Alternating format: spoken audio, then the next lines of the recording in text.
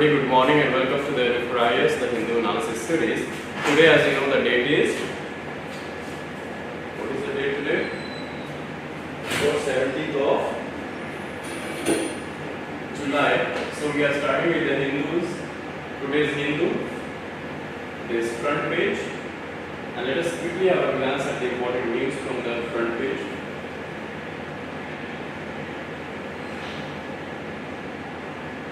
Okay, so lightning not a natural disaster as per the central government now.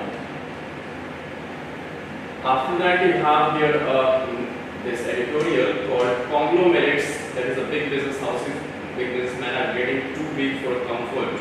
Some are being unduly favored by the state. Okay, we'll check it.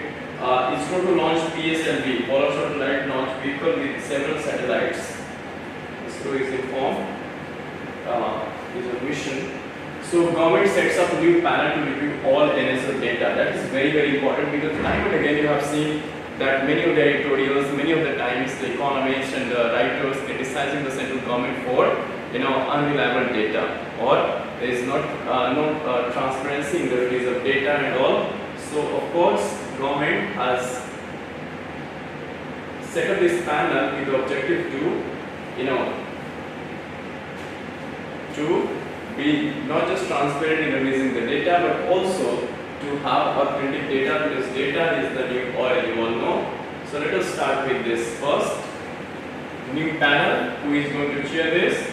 To review all NSO, National Statistics Office data, NSO, the Ministry of Statistics and Program Implementation mostly. So it replaces a committee which examined economic data sets only. Move follows sharp critics of India's statistical machinery. New panel to advise government on surveys, identify and plug data gaps. So revisiting the numbers. The new standing committee on statistics has a broader mandate to review framework and results of all NSO surveys. The panel replaces the standing committee on economic statistics set up in 2019. This panel is going to replace this committee, remember. After the findings from the last round of the household survey, this household survey on consumption, expenditure and employment were junked, citing data quality issues. Its terms of reference. So whenever you see any panel, for example, even Finance Commission, even Delimitation Commission, so any commission being set up with certain terms of reference that they need to actually consider while coming up with their recommendations. Okay, so its terms of reference include finalization of survey results, better use of administrative data. Apart from survey design improvements, SCOS, that is Standing Committee on Statistics, SCOS is in short Standing Committee on Statistics, will identify data gaps and strategize to plug them. So this is a very good initiative, you can say, on the step from the central government, because there's lots being criticism and going on around this. Okay, so revamping a standing committee on economic statistics set up in 2019. Fine. So of course this committee which was set up in 2019 is going to be replaced by SCOS, that is Standing Committee on Statistics, led by Pranab Sen, the former chairman of the National Statistical Commission (NSC), has been named the chair of the new panel. So who will be chairman of this panel? Pranab Sen, former statistician, chief statistician of India, you can say. Okay. So okay, that's important. That is, what all important from this. Okay. Then on the right side you have politics, so we're not going to that. Let us quickly move to the next pages. Okay, so here panel wants Kuno cheetahs to undergo medical review. So Kuno National Park is in, of course, Madhya Pradesh. So a panel which has been set up for reviewing that why a number of cheetahs being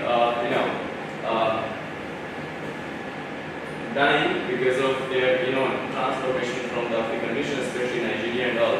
So of course you see the expert advisory committee overseeing the implementation of the project Cheetah has recommended that all the animals undergo a thorough physical and medical review. This will involve recalling into the void and investigating if the radio caller standing. Okay, so all of this will be taken into account. Apart from that, the trigger for the recall was the latest fatality. A cheetah named Surya died from wound on its neck that was then infected with maggots. Okay, so you see the larvae of the maggots were also found on the radio collar, and this fatality infected the animal. So all of this need to be reviewed. Okay. In India's long history of radio collaring, tigers, leopards, and now cheetah has never shown such infections. So radio collaring, basically in collar they use this kind of radio for identification purposes. There are different sets of this tools through which you actually get the right number of the cheetah. The survey you actually do. Fine. So surveys undertaken by the this agency in order to count the number of cheetahs we have. So in that survey actually we use the radio collars. Fine. No. Okay. This is again politics. Remember, Kuno National Park is in Rajasthan, this MP, Madhya Pradesh, and it has been in use since this project cheetah going on. Okay, now the news from Delhi, local news. Next, for the politics only, so you can safely skip these pages. Politics. Okay, so let us quickly come to the editorial page. And editorial page, you see something special, the smaller article related to the India's and France relation. Something special. Of course, this relation has been special. Unique. India's relationship with France is unique and multidimensional. Why so? So, celebrating 25 years of India-France strategic partnership was at the top of the agenda during Prime Minister two-day visit to France. So, Prime Minister was on two-day visit on 13th and 14th of this month. Fine. His meetings with French President Emmanuel Macron last week, which ended with a number of agreements and a slew of defense deals. So, Prime Minister visit just months before Mr. Macron is in Delhi for the G20 summit was a special one, as he was invited to be the chief guest at the Bastille Day parade. So, Bastille Day is nothing but National Day of France. And in this, Indian tri-services, that is Army, Navy and Air Force, participated, and it was the second time that an Indian Prime Minister has been extended the invitation. Former Prime Minister Manmohan Singh has already attended this in 2009 itself. So, chief among the agreements was the strategic roadmap for the next 25 years, that is Horizon 2047. And the next 25 years is very, very important for our point of view as well, because we are in the next 25 years called the Amrit Kaal, right? When we will be marking the 100th year of our independence, which includes cooperation in defense, space, nuclear energy, climate change, and green transitions, as well as the education and people-to-people ties. Another roadmap was released on how to cooperate further in the Indo-Pacific region, which includes military and naval exchanges and trilateral development fund to help countries in the region. So, trilateral development fund alongside military and naval exchanges. Of course, they are concerned about the Pacific area as well. There were also the decisions in principle to buy 26 more Rafale fighter jets off the shelf. That is Rafale M. That is it will be used by Navy, and M here is Marine. Right? This is the Marine version of, or the Navy to be used by Navy. This will be the Marine version of Rafale, which already we have bought from this French Dassault, this company, which actually produces or makes Rafale for our Air Force, Indian Air Forces. So already they have been bought, and now we are planning to do the same for the Indian Navy. This time for Indian Air Force, 3 more Scorpion. And alongside this, 3 more Scorpion submarines in continuation to the purchases of 2008 and agreement between Hindustan Aeronautics Limited and Safran for helicopter engines. So you see, not just Rafale helicopters, but further we are going to purchase around 3 more Scorpion submarines. Alongside that, we are also going to, like the same thing, Indian government on behalf of Hindustan Aeronautics Limited, concluded an agreement with the General Electric of US, during our Prime Minister visit to US, and there General Electric is going to produce jet engines in India, especially for light combat aircrafts, for example, Tejas kind of. So, and again the HAL alongside the General Electric is going to be producing jet engines in India. The similar case here as well. That is Safran, another jet company of France, and alongside Hindustan Aeronautics Limited. So these two going to produce helicopter engines jointly in India. So again, this is a somewhere it's a part of Make in India strategy. In the broader picture, the France-India strategic relationship is built on a respect for each other's strategic autonomy. Of course, France has remained steadfast in its refusal to comment on India's internal affairs or its foreign policy choices. While France has taken a leading role in the West to push back to Russia's war in Ukraine, it has not joined other Western nation countries in publicly exhorting India to change its stand. So you see, when US and other Germany and let us say other, even UK, these Western nations were trying to exhort India to side with them during this ongoing conflict between Ukraine and Russia, but France has never said so. So of course, this shows that France being respecting India's strategic autonomy, fine, with respect to its diplomacy alongside the internal matters. In 1974 and in 1998, France did not join the Western push to sanction India for its nuclear tests either.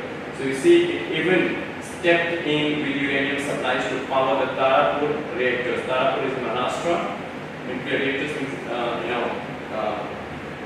set up there. So of course, for that, for running the nuclear reactors, you need uranium basically, and that is what France actually is supplying. So Mr. Modi's visit was also at around the same time that the European Parliament decided to adopt a resolution criticizing his government for the violence in Manipur. So you see, this was the timing of his visit. During the same time, European Parliament, European Union has common parliament, or European Parliament decided to adopt a resolution criticizing government of India for the violence in Manipur and for alleged violation of human rights and freedom of religion issues. Yet, none of these issues was discussed or brought up during our Prime Minister discussion with the French President. India too made no mention of the violence in France after the killing of a teenager belonging to the Algerian immigrant community. Further, neither country has any desire to pull the other into coalition, grouping, or alliance with other. Is a part of, and both seems content with discussing foreign relationship bilaterally. So this is a good sign that none of the country wants to bring or push other to join any alliance, any groupings or so, and none of them are directly or indirectly, let us say, interfering in the domestic affairs, internal affairs, and you have seen the examples here. Alongside that, none of them is interfering, or they are exercising actually the strategic autonomy with respect to the diplomacy, you can say, diplomatic angle. So that is a very good thing in this, and they are of course focusing on building their relationship on bilateral terms, one-to-one. In this and many other ways, their relationship has proven itself to be different from the other major partnerships that India has built across the world, explaining both the symbolism and the substance of the Prime Minister's visit. Okay. So you see how Indian and France or French relation is different from the other countries, and this is the essence of the Prime Minister visit, because it is a reflection of both symbolism and substance as well. Fine.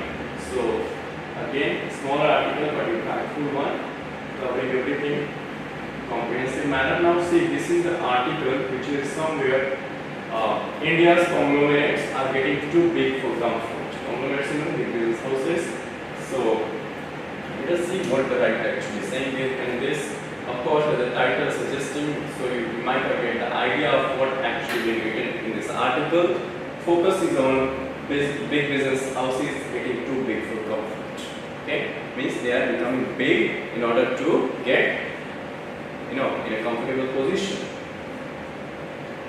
Okay, nothing, not even Hindenburg research seems to stop the advance of Indian big business. The Adani Group continues with its acquisitions even if at a slower pace, and has been able to persuade financial markets to lend it more money, notwithstanding assessments that it is over-dependent on debt. So you all know, we had discussed in one of our classes the Hindenburg saga, which led to the crashing of this group, Adani Group stock market or stock prices actually.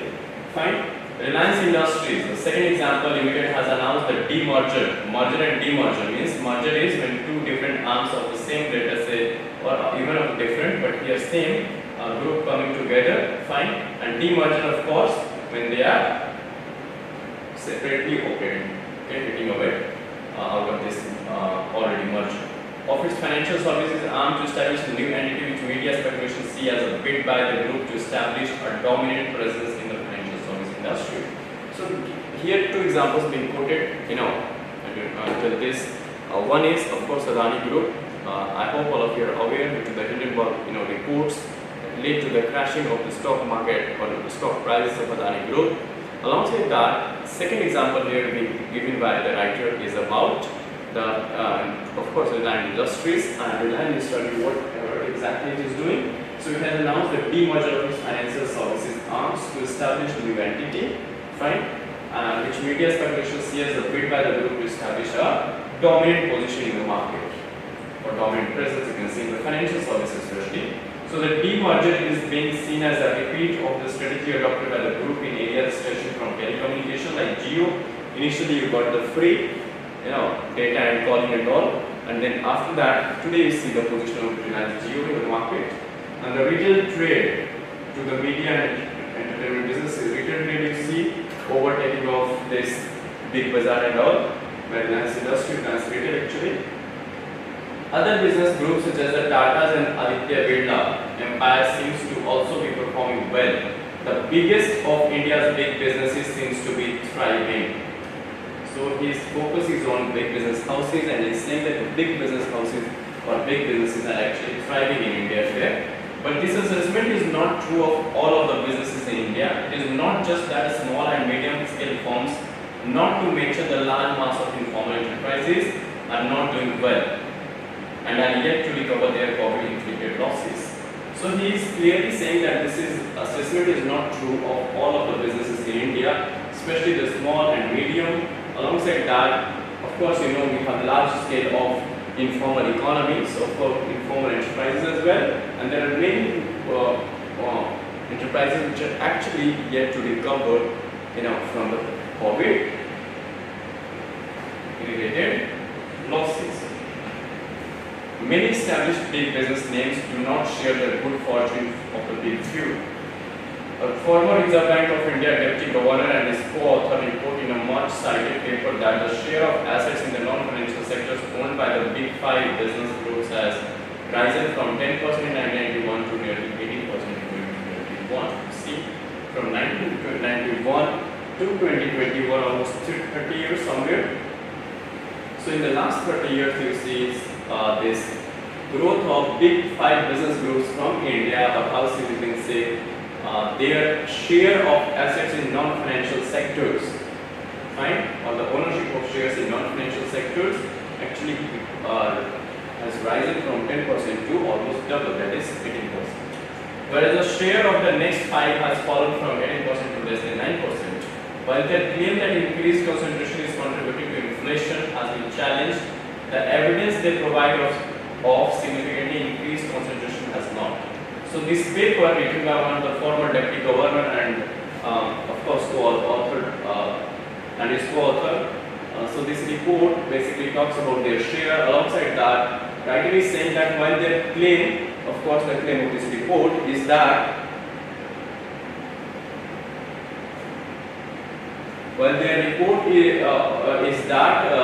or the claim that the increased concentration is contributing to inflation, means they are saying that these five business houses, because of their concentration in the market share alongside the ownership, this is somewhere leading to the inflation in India. But writer is denying this, and saying that in the evidence they provide of significantly increased concentration, there are two things. First is they are claiming that because of market concentration in the five big five big business houses, it is leading somewhere to the inflationary pressure in the country or the economy.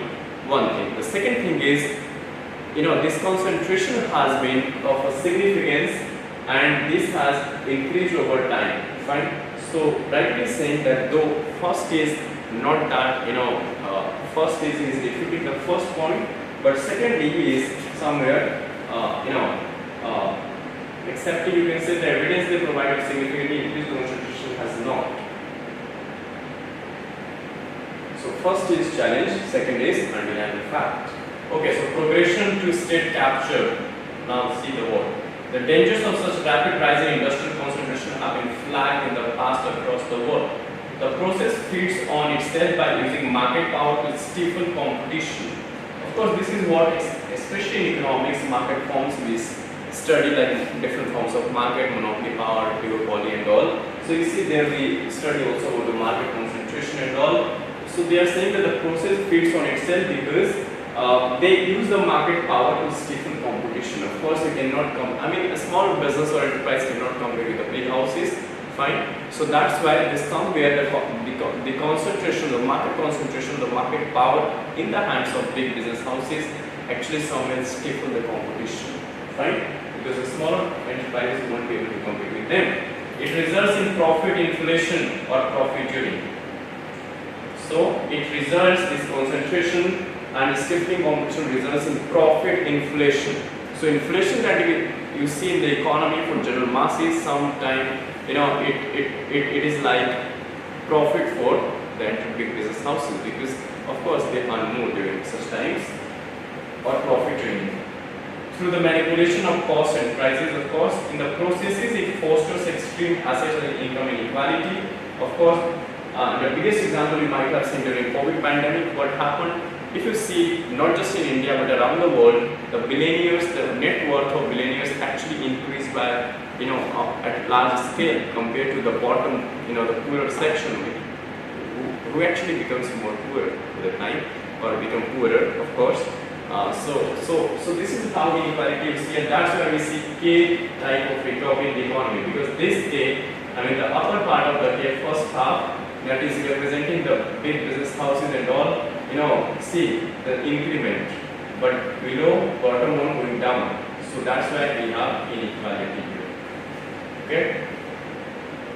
It triggers efforts to influence institutions of democracy, and through means such as the capture of the media. Of course, you see majority of the houses now, I won't say capturing media, but of course they are having the ownership in media houses as well, big houses. It dilutes the role that civil society can play as countervailing power. In time, it leads to undue corporate influence over political processes. Of course, we always talk about crony capitalism and the nexus between these politicians and these big business houses and bureaucrats.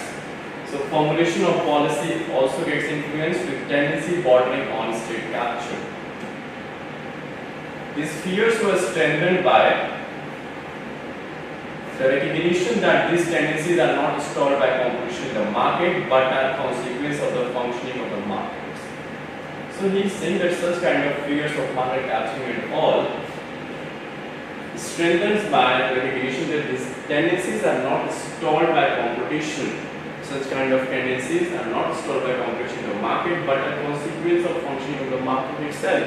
When you talk about the free, or the famous phrase of Adam Smith, that is invisible hand of capitalism, where market takes care of itself, that is market forces demand and supply actually taking care of itself without any undue intervention by the government. So somewhere these things is a consequence of functioning of market itself, given assets and income inequality and therefore differential power among economic agents. The functioning of the market favors for multiple reasons those who are asset rich, leading to concentration and centralization. So somewhere he is blaming the market forces itself for such kind of concentration of power in the hands of few big houses. That recognition led to argue that it is not only necessary to regulate markets to address the malicious outcomes their functioning can give rise to, but that there is a need to physically prevent the growth of dominant businesses. So of course these consequences of market, which results in market concentration in the hands of few, of course lends credence to the governmental intervention, and therefore government intervention becomes very, very important, because there is a need to physically even prevent the growth of dominant businesses. Fine, because this is not in the interest of course you can say the welfare nation, and excessively large conglomerates or even break up those that are seen as too big for comfort. So what all requires here is to prevent the growth of dominant businesses. Alongside, if they are too big, then break them, of course, and that is, of course, even in US you see there's their competition commission, of course, like us, competition commission of India. So of course they are focusing on preventing such dominant businesses mergers, or you can say dominance in the market, right? And that's why the focus is on breakups of the big business houses. A promotion of the big business. The difficulty is that while civil society voices can make a case for such action, in the final analysis it is the state that must implement the needed policies. And the nature of the state is not independent of the influence that the structures in society exert.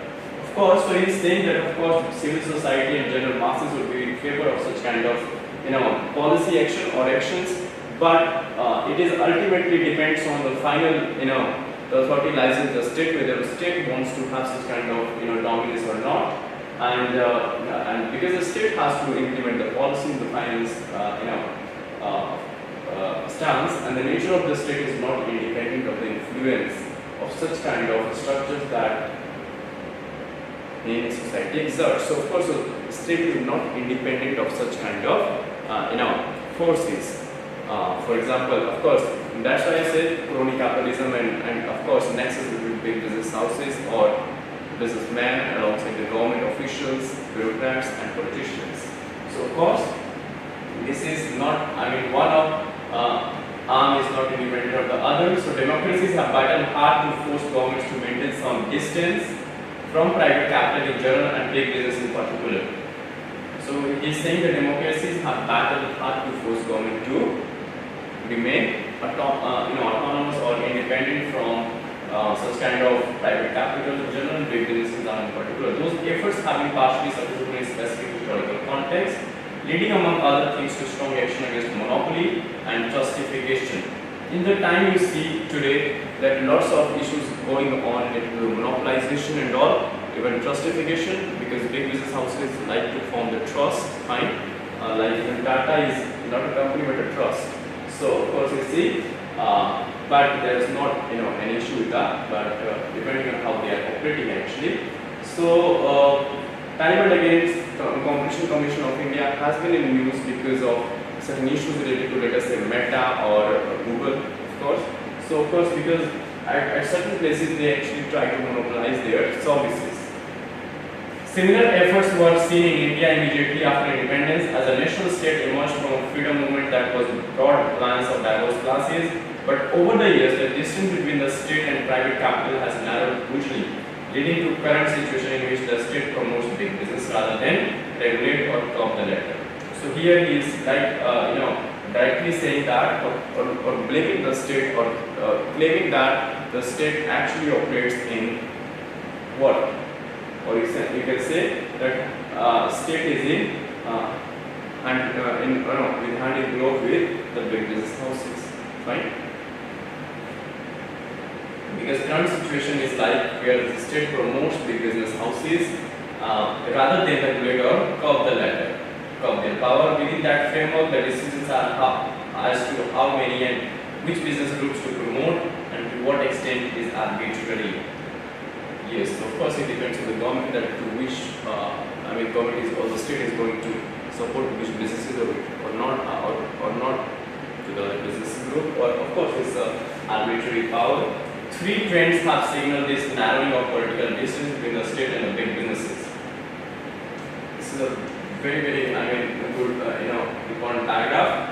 He is mentioning three trends which has signaled over time about the narrowing down of this gap, or you can say political distance between the state and big business houses. First, the embrace of neoliberalism by powerful voices within and outside the state. The embrace of neoliberalism by powerful voices within and outside the state. this implied adoption of view that the role of the state is not to regulate private capital but to facilitate its growth as means to all-round economic progress. So first first point according to the author is embracing of neoliberalism by powerful voices within and outside the state. Now what is neoliberalism here? So here neoliberalism implies that the role of the state is not to actually regulate the private capital, rather to be a facilitator of the same. Okay? Rather to facilitate its growth as a means to all-round economic progress. In fact, advocates of neoliberalism have argued that the competition in the market, or competition that will be fostered by a liberalized regime will counter concentration. The reverse has happened actually, despite early signs in some sectors that competition had increased. So post 1991 or new economic policy, you see, the focus was on opening the Indian economy, fine. And after that, because that is what the liberalized regime is all about, fine. But what happened rather? This liberalized regime, the belief of the neoliberalism advocates are that the liberalized regime actually leads to or counters the concentration of power, or market power especially here. But the reverse has actually happened, that despite early signs, in some sectors competition had increased, even in areas such as telecommunication and civil aviation. The initial increase in the number of new players only triggered a process of churning with associated social waste. There is finally left a few who signs of collision among them, the consumer will be the loser. For example, he is giving two sectors, named two sectors, telecommunication and civil aviation. I am giving you the example. Telecommunication, you see, the presentation of Vodafone and all. Today the major two players in the market are Jio and of course Airtel, Bharti Airtel. So they are the two dominant players in the market today. Apart from that, you see, of course, not to talk about the BSNL and all. Apart from civil aviation, of course, you see the plight of what happened with the Air India when it was a government, this PSU, and then after finally it went back to its original, the owner, that is Tata Group.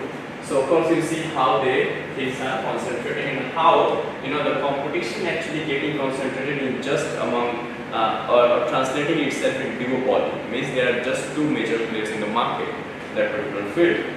Okay.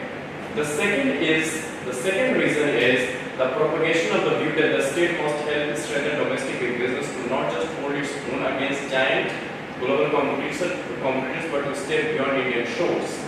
Now, another issue is in this economic theory, we talk about import substitution and export promotion. So what does it actually mean? Or the protectionism, another this you might be aware of the term protectionism. So second reason he is giving that the propagation of the view that the state must help strengthen domestic business, fine, to not just hold its own against giant global competitors, but to step beyond Indian shores.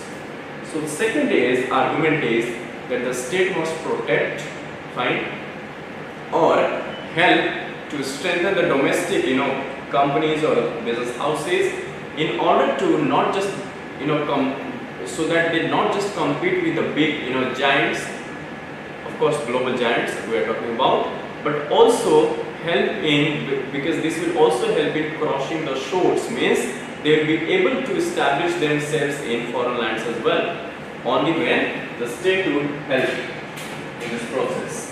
State policy, diplomacy and public resources, including those channels through public banks, have to serve as an instrument for the purpose. So all of this must serve as a purpose for the same. All of this somewhere you see related to the state directly or indirectly.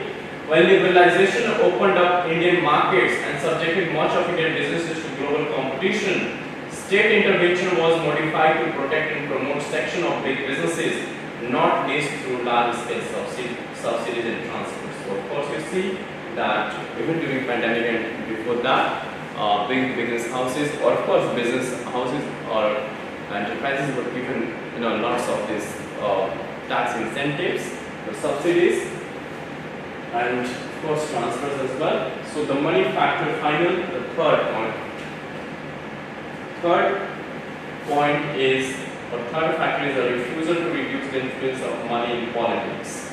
In the even closeness of political parties, and therefore the governments and their lead to big business has turned out to be a prerequisite for garnering the resources needed to manage elections and winning across the board. Of course, we see that the political parties are using the choppers of some big business houses. So of course, somewhere you see the independence between the two, and therefore this criticism to a certain extent is even justified, isn't it? Yeah, it's our give and take. Over time, policy has been charged to change to legitimize corporate donations to political parties, including through the infamous electoral bonds scheme. Of course, you see crores of, millions of donations through electoral bonds to the political parties. What is frightening in the current situation is that these tendencies have coalesced into a strategy where in the name of strengthening Indian business as a part of promoting the national interest, a very few big business groups have been actively favored by the state.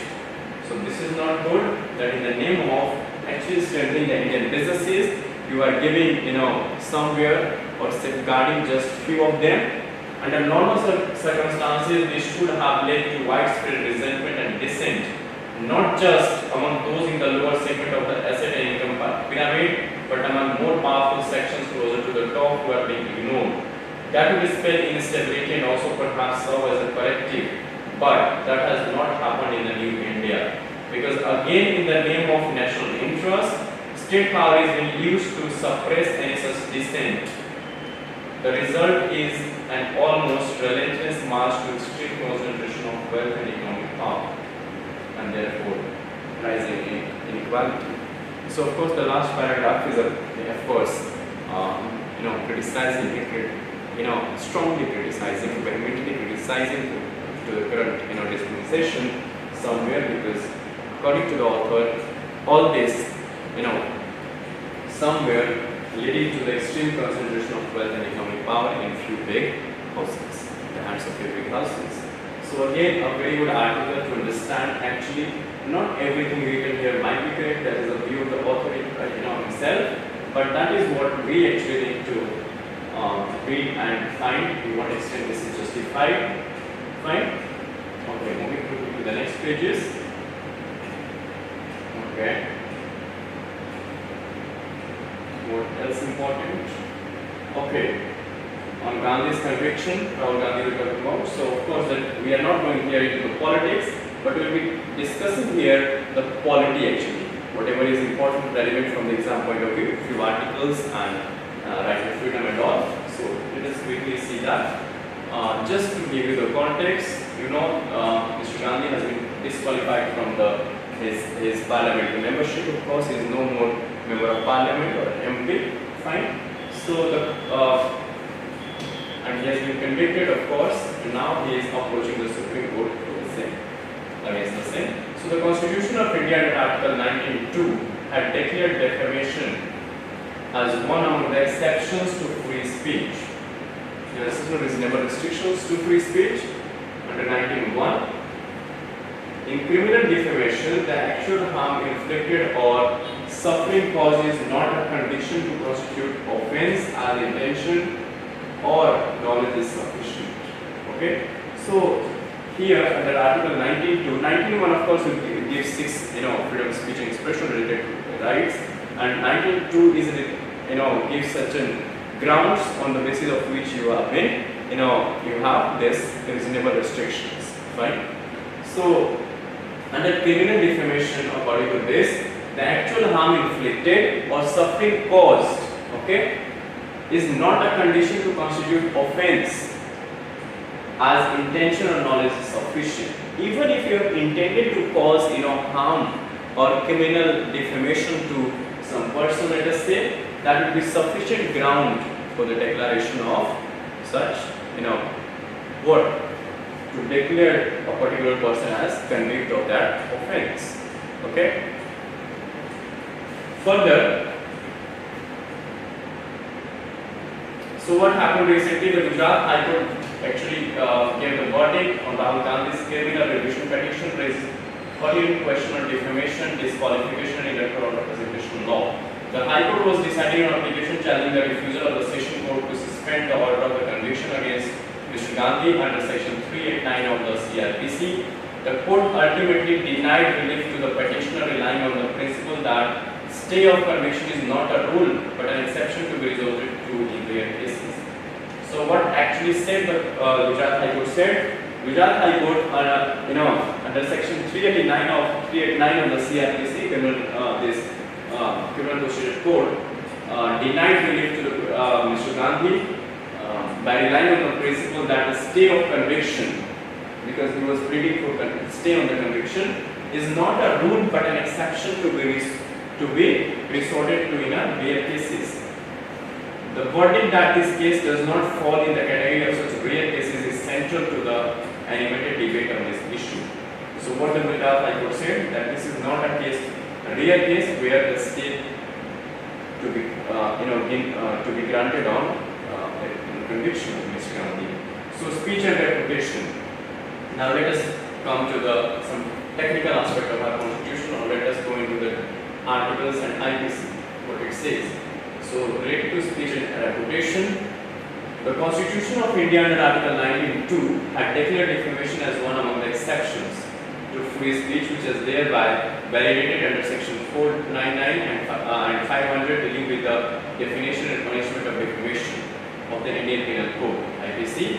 One is accused of criminal defamation when an imputation is made with the intention to harm or having reason to believe that it will harm the reputation of a person. This case is basically related to the Modi surname that actually Mr. Gandhi used during the elections and all. So that is related to all this.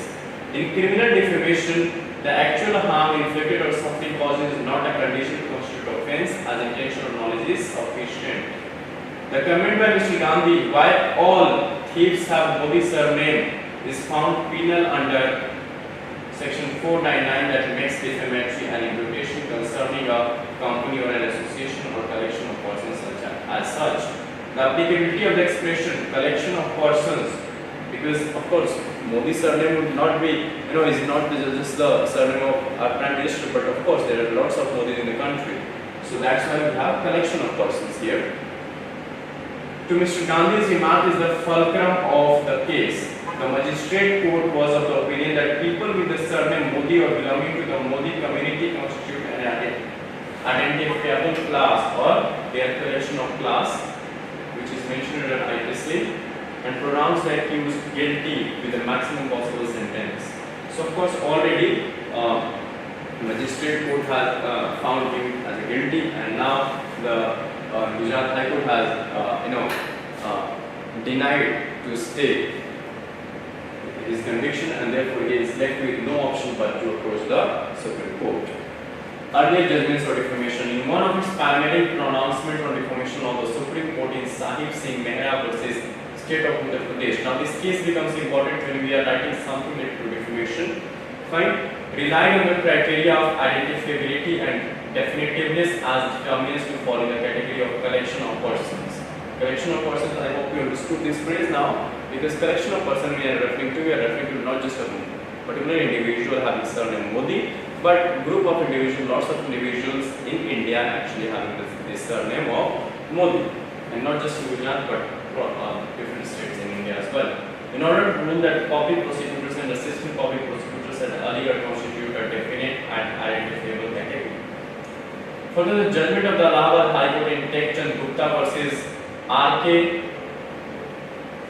Karanjia and others, 1967, stated that the Rashtriya Swayamsevak Sangh, having a constitution for itself, established it as an association or collection of persons which is not indefinite and unidentifiable. So even the RSS, Rashtriya Swayamsevak Sangh, is being identified as a collection of individuals or collection of what? Persons. This definition was affirmed by the Supreme Court in G. Narasimhan versus TV Chukappa 1972, wherein it quashed complaints against office bearers of certain newspapers, including the Hindu, which alleged that newspaper reports on resolution passed in a conference organized by Dravida Kazhagam, that is DMK, actually was defamatory, written on DMK.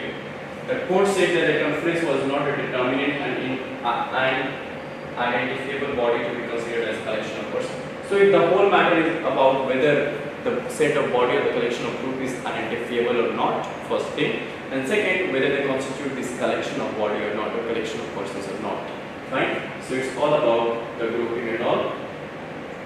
So purity in politics, of course, let us not go into that. Purity of politics.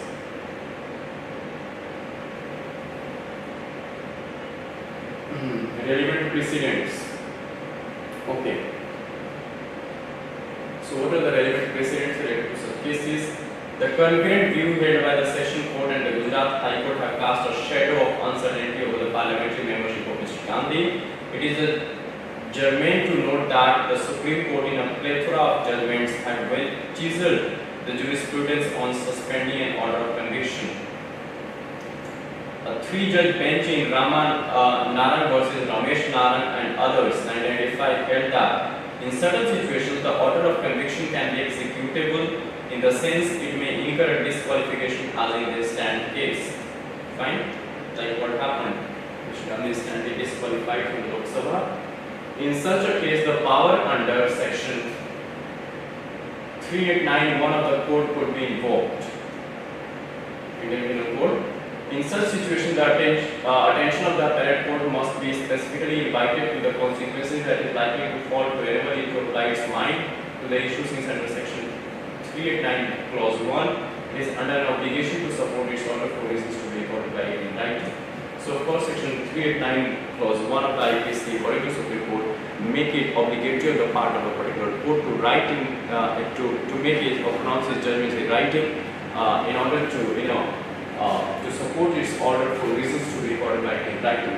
That is, for on whatever reasons or grounds you disqualify a particular person or term him or her to be guilty. So of course you need to write this mention the reasons in writing. Relying on this judgment, the Supreme Court in Navjot Singh Sidhu versus the State of Punjab and another 2007 suspended the order of conviction of to enable the cricketer to permission to contest the election. Even in Lily Thomas versus Union of India, this case is very, very important. Time and again, it has, you see across that whenever you find such cases of conviction and all related to defamation, this case is always, discussed. Through which section 8 clause 4 of the Representation of People Act 1951 was struck down. The Supreme Court rebutted in explicit terms the concern that the disqualified legislator would become helpless by quoting from Ramanarayan judgment 1995 that the power to actually section this RPA Act, that is Representation of People Act 1951, has sections, and section 1, that is section 8 clause 4 of this RPA 1951 states that the order of the conviction would remain unscathed. That whenever such kind of cases arise, whether the sitting member of parliament would be disqualified or not, the final decision rests with the speaker, of course. But of course this was to a certain extent and would be given certain time for appealing against the judgment of this speaker itself. So Supreme Court actually struck down that clause 8.4. The Supreme Court has been reluctant to stay convictions in corruption cases, as was seen in the state of Tamil Nadu versus A. Jagannath 1986 and cases Sari versus CBI, Chandigarh 2001. As the court felt that the convicted person in such cases should be kept under the disability of conviction. But these decisions are not equal to defamation cases which are non-cognizable, bailable and compoundable. So the same cannot be repeated in the case of defamation because these defamation cases are non-cognizable. Apart from that, they are bailable, the person will be granted bail, and they are compoundable. They are compoundable offences. Even the Representation of People Act 1951 differentiates the gradient or grade of criminality for incurring disqualification by classifying various categories of offences. The offence of defamation steps in only in cases of maximum sentence and hence may deserve differential treatment. So of course maximum sentence of there I think 7 years is maximum sentence. So in such kind of even the RPA Representation of People Act 1951 itself differentiates between the cases based on the maximum period of sentence being granted by a court and hence may deserve differential treatment as well. So you can say somewhere the loophole even lies in the sections as well. So what's next? The disqualified MP is reportedly approaching the Supreme Court challenging the order passed by the Gujarat High Court in the revision petition. When the High Court decides during the revision stage a challenge against the appeal court order on an application during the petition. So this is what the next course of action is, to appeal or approach the Supreme Court related to this stay on conviction. So the implication of this is long lasting, as a conviction entails a 6-year disqualification from contesting the election, which will have grave ramifications. Fine. So you see, finally what happens if Supreme Court is not going to vacate the stay, this stay on his conviction. So of course, what will happen that Mr. Gandhi will remain disqualified for 6 years from contesting elections and all. So of course, it will be having a great ramification on his career and all. Okay, so how gaps in cloud system configuration could expose sensitive users' data? Cloud computing and cloud storage, things going on like this. So how the gaps or breaches in such data could lead to, could expose the sensitive users' data. So this is what happened according to 2023 survey by Health Cloud Security, which included responses from nearly 3,000 IT and security professionals across 18 countries. 35% of organizations in India note that their data was breached in a cloud environment last year. However, 68% of the businesses in India and 75% globally say that more than 40% of data stored in the cloud is classified as sensitive. So you see, even this includes this survey was done across 18 countries, and even India is one of the countries where this survey took place.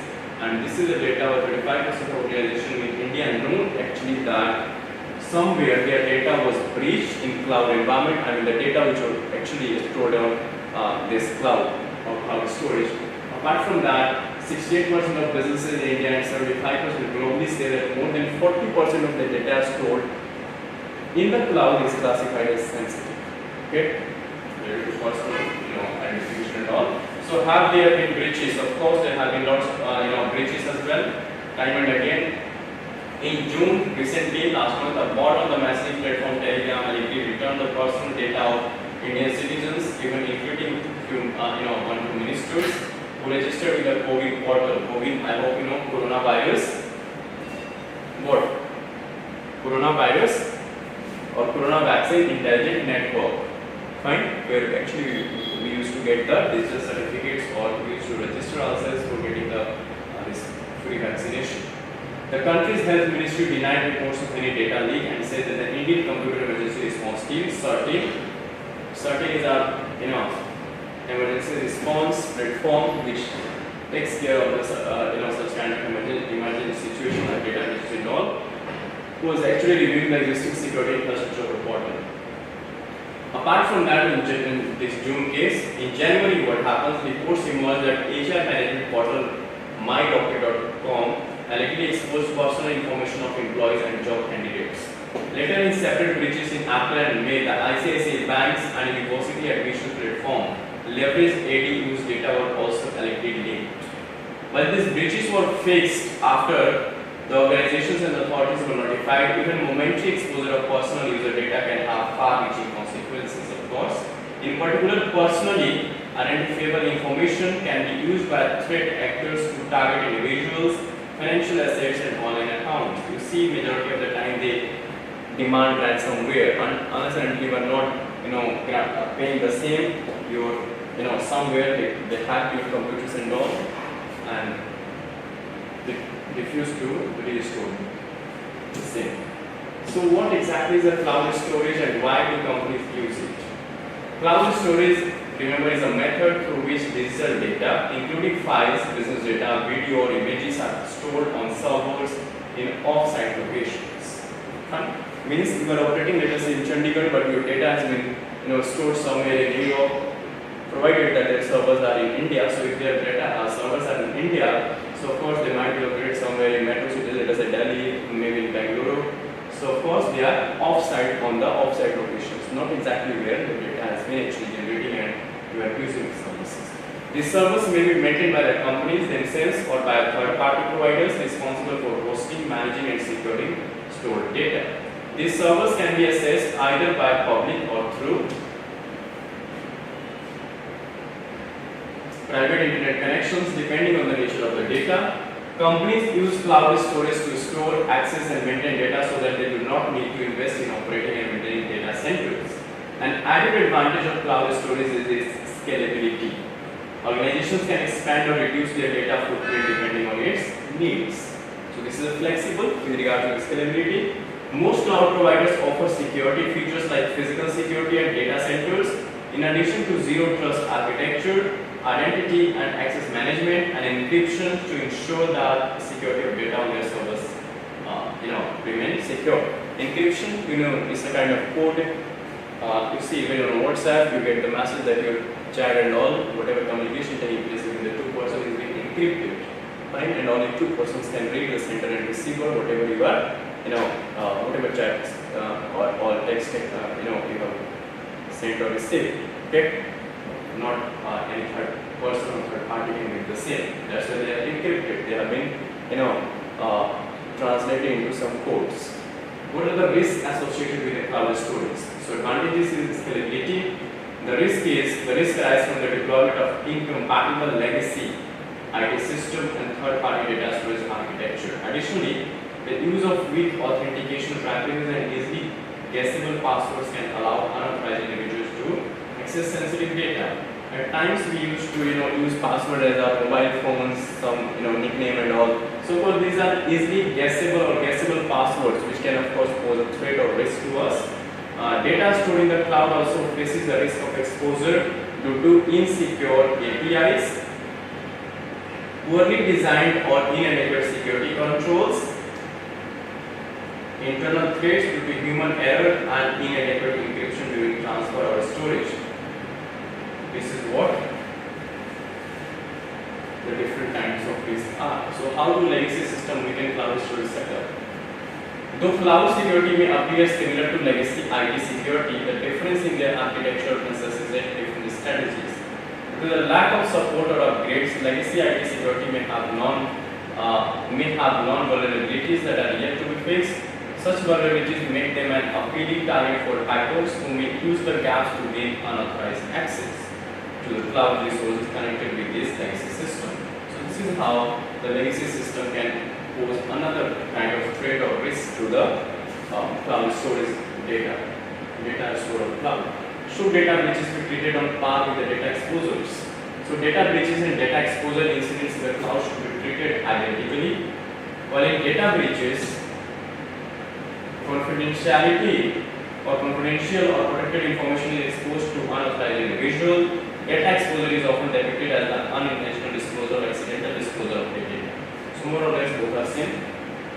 What are system misconfiguration? Cloud storage involves multiple systems, servers and software working in tandem. The overall system is designed to ensure that individuals within company can access data stored on the cloud as and when required. So of course breaches can take place from here as well. So system misconfiguration, because it is possible because you have 3-4 sets of different tools working in tandem. So from anywhere the data could be leaked. System misconfiguration arises when there is a lack of all security configurations on the devices accessing the cloud data and the servers, or a weakness in the software used. Misconfiguration can expose user data, making it accessible to unauthorized individuals and compromising security. Fine. So who is liable for data protection in the cloud? The onus of ensuring data security lies with the companies, of course. The companies which are operating such data centers and cloud, storing their users' data, of course they would be responsible. So what is the way forward?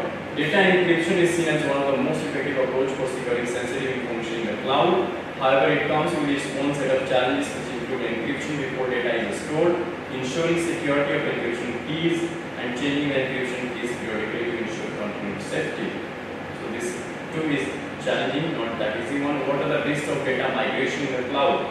So there is a risk involved when switching between vendors for cloud storage or when systems are upgraded. Let us say your data has been stored on let us say cloud storage of company A. Now you're trying to switch to B. So first in that process also your data may be breached.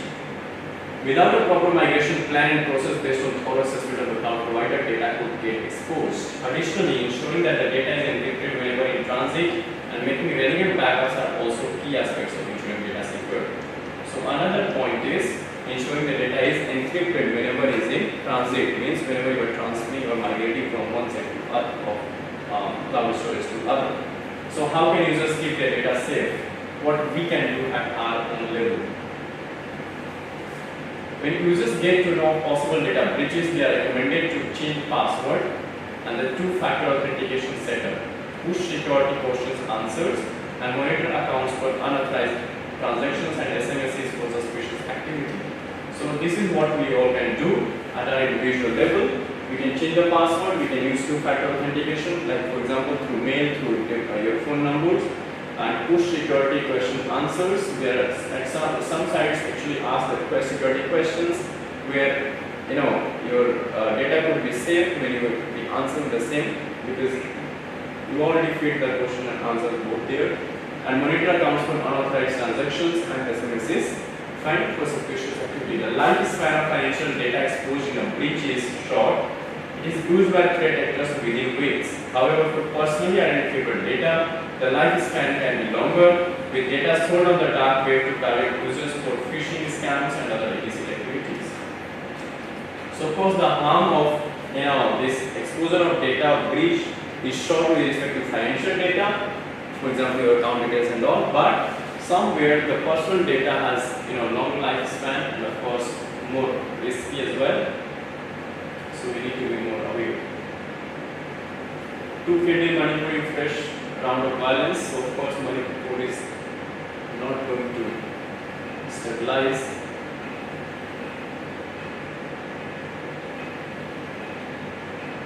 Okay, not for multi-road chopper by early 2024. Safran, French company that we discussed in the HAL, that is Hindustan Aeronautics Limited, to set up firm in Bangalore. Fine. Finally, this is what we discussed in the first article, small article. Women still minorities at IITs. Efforts want to achieve gender parity, says Preeti Agulyam. So Preeti Agulyam, first woman to become the director of Indian Institute of Technology. Fine. And she will be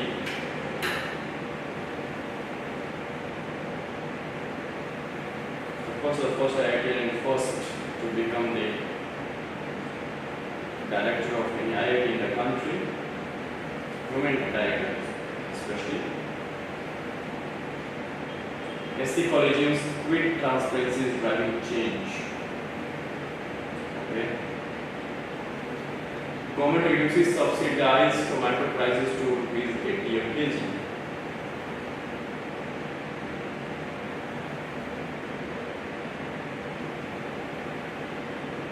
Okay, now politics again.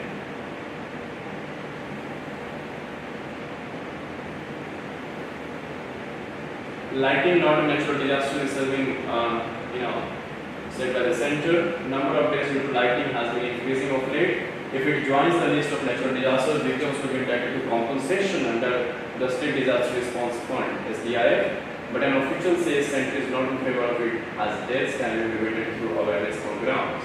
So therefore, lighting is not a disaster, natural disaster. In fact, as far as NDRF is concerned, keep in mind this one, because if you put it under natural disaster, then of course the government will have to give compensation to those who are actually the victims of this, becoming victims of such cases, right? Okay.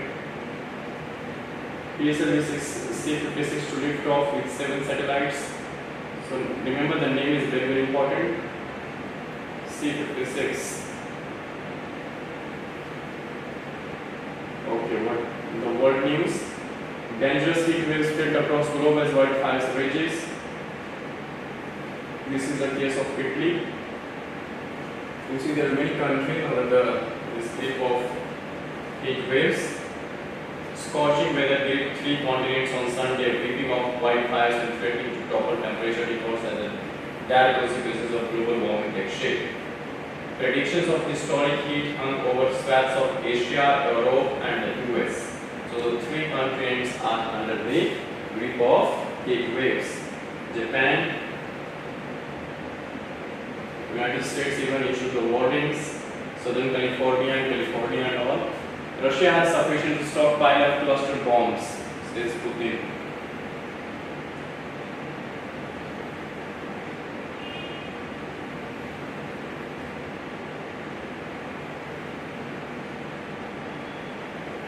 Okay, so even this is not going to end soon. Even UK has joined the CPTPP, that is Comprehensive and Progressive Agreement for Trans-Pacific Partnership. Fine. So, which are the members of CPTPP? Earlier it was TPP, Trans-Pacific Partnership. Later during the Trump era, it was renamed and changed to CPTPP, Comprehensive Partnership. Comprises Canada, Japan, Australia, New Zealand, Brunei,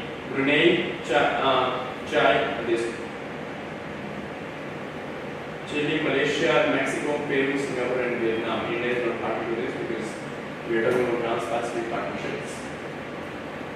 Okay.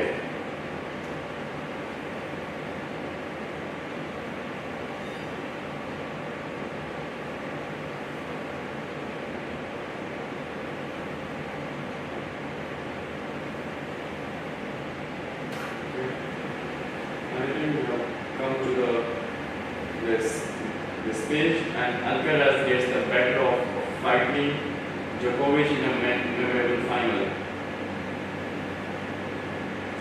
So you see this time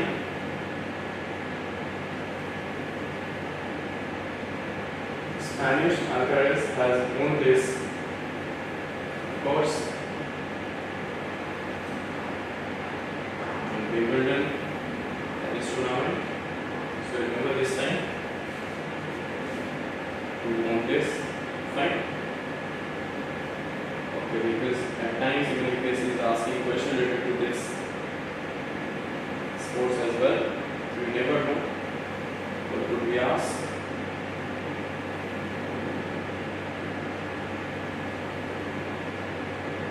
Okay, so finally we have wrapped up this.